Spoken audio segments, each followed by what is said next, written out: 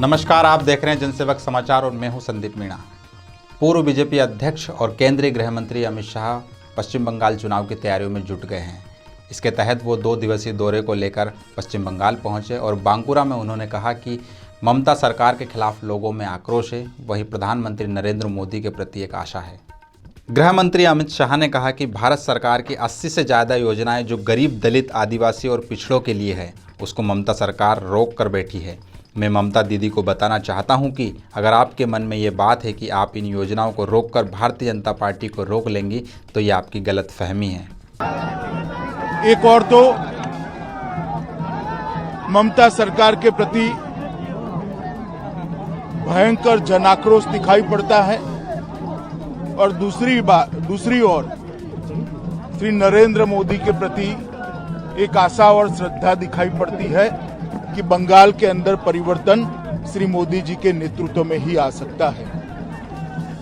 जिस प्रकार से दारुण गरीबी के अंदर फंसे हुए बंगाल में मोदी सरकार ने भेजी हुई सारी सुविधाएं, मदद और बंगाल के लोगों को अपना जीवन धोरण सुधारने के लिए जिस प्रकार का आश्वासन भारत सरकार ने दिया है वो लोगों तक नहीं पहुंच रहा है। मैं इसी क्षेत्र की बात कर लूं, आदिवासी बहुल क्षेत्र के अंदर न आदिवासियों के लिए जो घर के पैसे भेजे हैं वो आदिवासियों तक पहुंचे हैं, न किसानों को 6,000 रुपया मिलना चाहिए हर साल वो मिल रहा है, न हर गरीब परिवार को 5 लाख रुपए का स्वास्थ्य का सुविधा मिलना चाहिए वो भी नहीं मिल रहा है। भारत सरकार की 80 से ज्यादा योजनाएं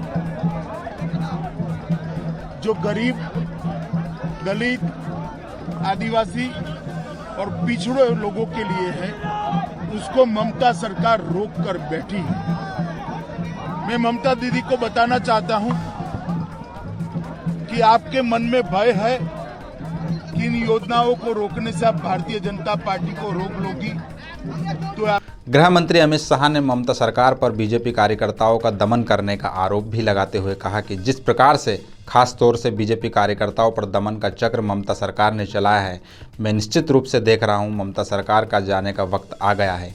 आने वाले दिनों में यहां भारतीय जनता पार्टी की 2/3 बहुमत से सरकार बनने जा रही है। जिस प्रकार का दमन का चक्र विशेषकर भारतीय जनता पार्टी के कार्यकर्ताओं के ऊपर ममता सरकार ने चलाया है, मैं निश्चित रूप से देख रहा हूं कि ममता सरकार का मृत्युगंड बच चुका है। आने वाले दिनों में यहां भारतीय जनता पार्टी की 2/3 बहुमत की सरकार बनने जा रही है। मैं आज बंगाल की जनता को अपील करने आया हूं कि बंगाल एक सरहदी प्रांत है, देश की सुरक्षा बंगाल की आंतरिक सुरक्षा के साथ जुड़ी है। देश की सुरक्षा को सुनिश्चित करने के लिए, बंगाल के युवा को रोजगारी देने के लिए और बंगाल के गरीब लोगों को दारुण गरीबी से बाहर निकालने के लिए इस सरकार को उखाड़ कर फेंक दीजिए। एक मौका भारतीय जनता पार्टी को दीजिए। हम आने वाले दिनों में यहाँ पर सोनार बांग्ला की रचना करने के लिए मोदी जी के नेतृत्व में भरसक। इसके पूर्व गृह मंत्री अमित शाह ने बांकुरा में बिरसा मुंडा की प्रतिमा पर नमन कर अपने अभियान की शुरुआत की। इस दौरान बड़ी संख्या में भाजपा नेता, कार्यकर्ता और उनके समर्थक मौजूद रहे।